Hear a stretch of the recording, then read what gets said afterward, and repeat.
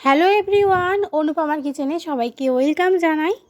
এই গরমে পাবদা মাছের পাতলা ঝোল করেছি।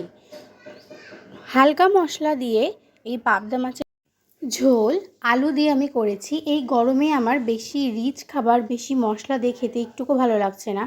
যা গরম পড়েছে, পাবদা মাছগুলোকে প্রথমে আমি লবণ হলুদ আর তেল দিয়ে ভালো করে মাখিয়ে রেখেছিলাম।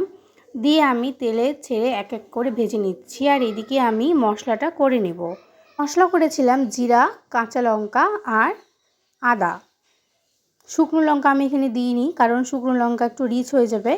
লাল কাঁচা লঙ্কা দিয়েছিলাম আর সবুজ কাঁচা লঙ্কা দিয়ে আমি এই মশলাটা করে নিয়েছি। আর এই পাবদা মাছগুলো আমি এক এক করে ভেজে নিচ্ছি। আমার পাবদা মাছগুলো ভাজা হয়ে গেছে। এবার তেলের মধ্যে কাঁচা লঙ্কা আর জিরা ফোড়ন দিয়ে ওর মধ্যে দিয়ে দিয়েছি আলু। শুধু আলু দিয়েই আমি ঝোলটা করছি পাতলা করে। এখানে অন্য কোনো সবজি আমি ব্যবহার করিনি। তোমরা চাইলে অন্য কোনো সবজি ব্যবহার করতে পারো। তো এখানে আমি লবণ হলুদ দিয়ে আলুটাকে প্রথমে তেলের মধ্যে ভালো মতন করে ভেজে নেব। ভাজা হয়ে যাওয়ার পরে আমি বাটনা দিয়ে আবার কষিয়ে নেব।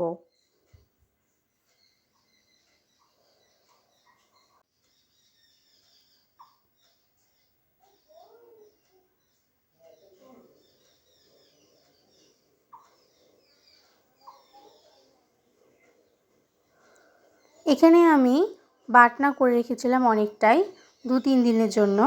সেখান থেকে আমি এই মশলাটা একটা বাটির মধ্যে তুলে নিচ্ছি অল্প করে, যাতে আমি অল্প পরিমাণে দিতে পারি সেই আন্দাজটা করে নিচ্ছি। এর মধ্যে এবার একটু জল দিলাম। জল দিয়ে একটু চামচ দিয়ে এরকম নাড়িয়ে নিলাম। এবার দেখো, এদিকে আমার আলুটা লাল লাল করে একটু ভাজা হয়ে গেছে। এবারে আমি এই বাটনাটা ছেড়ে দেব। বাটনাটা দিয়ে আমি ভালো মতন করে কষিয়ে নিব।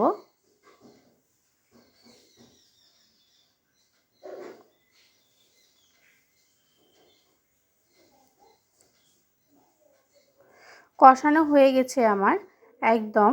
কষানো হয়ে যাওয়ার পরে আমি এখানে ঝোলের জন্য জল দিয়ে দিয়েছি। ঝোল আমি ফুটতে দেব। ঝোল এদিকে ফুটছে, ফুটে দেখো আলু সিদ্ধ হয়ে গেছে। আলু সিদ্ধ হয়ে গেলেই আমি মাছগুলোকে ছেড়ে দেব। মাছগুলোকে এক এক করে আমি ছেড়ে দিচ্ছি। মাছগুলোকে এবার আমি ঝোলের মধ্যে ভালো মতন ডুবিয়ে দিয়ে আবারও ফুটতে দেব, যাতে মাছে আর ঝোলের স্বাদটা একদম ঠিকঠাক থাকে। দেখো আমার রান্নাটা প্রায় হয়ে গেছে, আমি নামিয়ে নিয়েছি। আমার ভিডিও কেমন লাগলো কমেন্টে অবশ্যই জানিও। ভিডিওটা ভালো লেগে থাকলে লাইক, কমেন্ট আর শেয়ার করে দিও। আর আমার চ্যানেলে নিত্য নতুন ভিডিও পেতে চ্যানেলটিকে অবশ্যই সাবস্ক্রাইব করে পাশে থেকো। সবাইকে টাটা, দেখা হচ্ছে নেক্সট ভিডিওতে।